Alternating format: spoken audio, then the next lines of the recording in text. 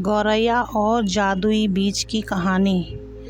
एक समय की बात है, हरे भरे जंगल के किनारे बसे एक छोटे से गांव में गुड़िया नाम की एक नन्ही गौरैया रहती थी। गुड़िया का दिल बहुत बड़ा था और वह अपने दोस्तों की हमेशा मदद करने के लिए तैयार रहती थी। वह छोटी थी लेकिन उसकी बुद्धिमानी और साहस के किस्से पूरे जंगल में प्रसिद्ध थे। गुड़िया रोज सुबह सूरज की पहली किरण के साथ उठती और अपने घोंसले से उड़कर पूरे गांव का चक्कर लगाती। उसे अपने गांव के पेड़ पौधे, फूल और तालाब से बहुत प्यार था। एक दिन गुड़िया भोजन की तलाश में एक पुराने पेड़ के पास पहुंची। उस पेड़ की जड़ें बहुत गहरी और फैली हुई थी और पेड़ के नीचे मिट्टी कुछ अजीब सी लग रही थी। जैसे ही गुड़िया ने अपनी चोंच से मिट्टी हटानी शुरू की, उसे एक छोटा सा सुनहरा बीज दिखाई दिया। वह बीज सामान्य बीजों से बहुत अलग था। वह चमक रहा था। गुड़िया ने बीज उठाया और सोचा, यह कैसा बीज हो सकता है? शायद यह कोई जादुई बीज है। गुड़िया ने बीज को लेकर अपने दोस्तों से मिलने का फैसला किया। उसके दोस्तों में तोता, मैना और कबूतर शामिल थे। उसने उन्हें वह बीज दिखाया और सबने मिलकर तय किया कि इस बीज को कहीं अच्छी जगह बोया जाए ताकि यह पता चल सके कि इससे क्या उगता है। गुड़िया और उसके दोस्तों ने गांव के पास ही एक छोटी सी खाली ज़मीन पर उस बीज को बो दिया। तोता और मैना ने अपनी चोंच से मिट्टी डाली और गुड़िया ने पानी लाकर उस बीज को सींच दिया। सभी दोस्तों ने मिलकर उस बीज की देखभाल की। हर दिन वे वहां जाते और देखते कि बीज से कुछ उग रहा है या नहीं। कुछ दिन बीत गए लेकिन कुछ भी नहीं हुआ। गुड़िया और उसके दोस्तों को लगा कि शायद बीज बेकार था और अब कुछ नहीं उगेगा।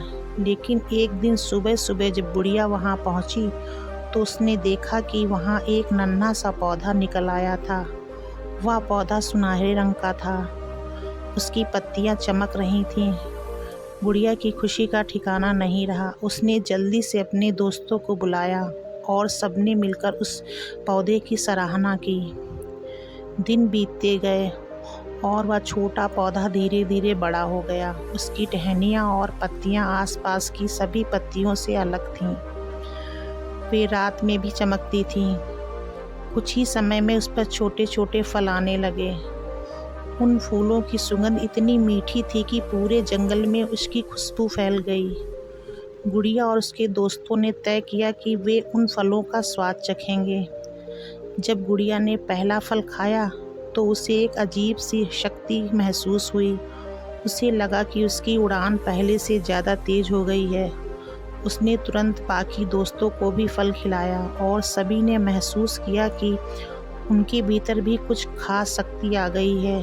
तोते की चोंच और तेज हो गई, मैना की आवाज़ और मधुर हो गई और कबूतर और तेज उड़ने लगा। उसी समय गांव में एक बड़ी मुसीबत आ गई। गांव के पास एक जंगली बिल्ला आ गया था जो सभी छोटे पक्षियों और जानवरों को डराने लगा था। गांव के लोग भी उससे डरने लगे थे। गुड़िया और उसके दोस्त यह देखकर बहुत चिंतित हो गए। उन्होंने सोचा, हमें कुछ करना चाहिए ताकि गांव को इस मुसीबत से बचाया जा सके।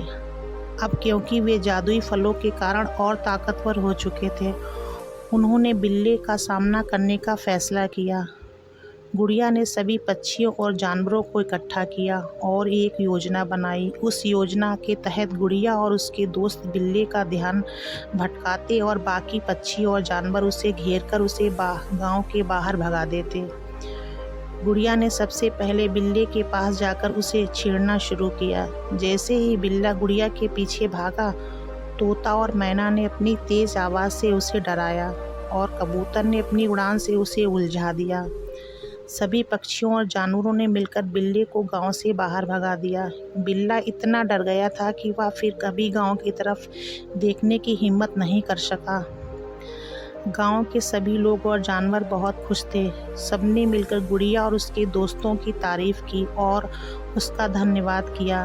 जादुई फलों की वजह से न केवल गुड़िया और उसके दोस्त ताकतवर हो गए थे, बल्कि उन्होंने यह भी सीखा था कि एकता में बहुत शक्ति होती है।